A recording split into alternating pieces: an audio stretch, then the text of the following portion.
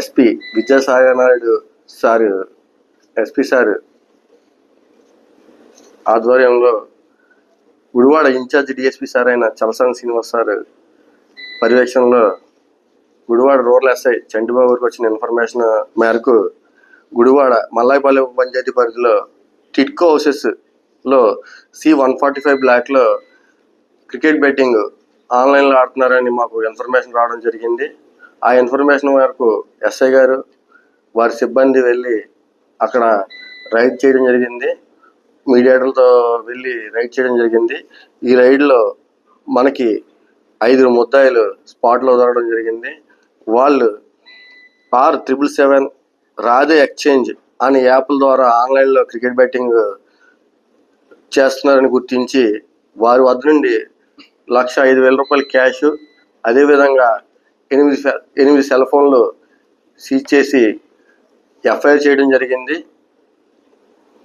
ఈ ఎఫ్ఐఆర్లో భాగంగా తదుపరి దర్యాప్తులో భాగంగా ఈ సెల్ ఫోన్లు ఏదైతే ఉన్నాయో ఇవన్నీ కూడా ఎఫ్ఎస్ఎల్కి వెళ్తాయి. ఈ ఎఫ్ఎస్ఎల్లో వచ్చిన రిపోర్టును బట్టి ఈ ముద్దాయిల్ని ఇంకా మిగతా ముద్దాయిల్ని కూడా దీంట్లో యాడ్ చేయడం జరుగుతుంది.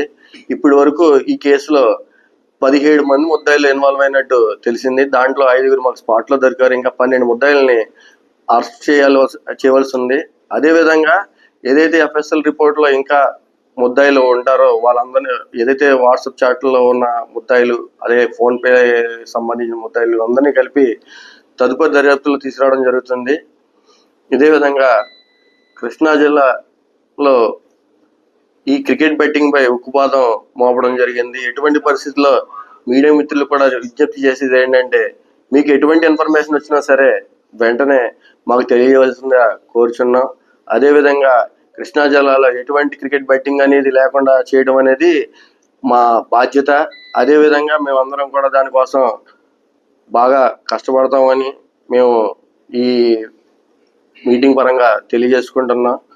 ఎట్టి పరిస్థితుల్లో కూడా క్రికెట్ బెట్టింగ్, అలాగే ప్యాకార్డులు, కోడి పందాలు అనేది ఎటువంటి పరిస్థితుల్లో కూడా కృష్ణా జిల్లాలో అనేది ఇవి జరగడం అనేది చట్టబద్ధ విరుద్ధం కాబట్టి ఎట్టి పరిస్థితుల్లో కూడా ఇవి జరగకుండా మేము చూసుకుంటాం.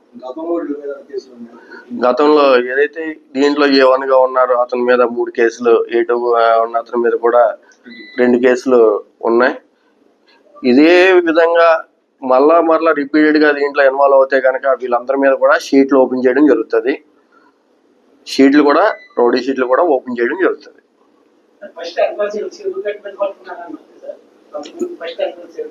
లేదు, ఎట్టి పరిస్థితుల్లో వీళ్ళకి మాకు వచ్చిన ఇన్ఫర్మేషన్ రాత్రి 11 గంటలకు ఇన్ఫర్మేషన్ వచ్చింది. ఇన్ఫర్మేషన్ ప్రకారం టిట్కో హౌసెస్లో ఆన్లైన్ గేమ్లో రూమ్లో కూర్చొని C-145 బ్లాక్లో ఆడటం వల్ల ఇది పట్టుకోవడం జరిగింది.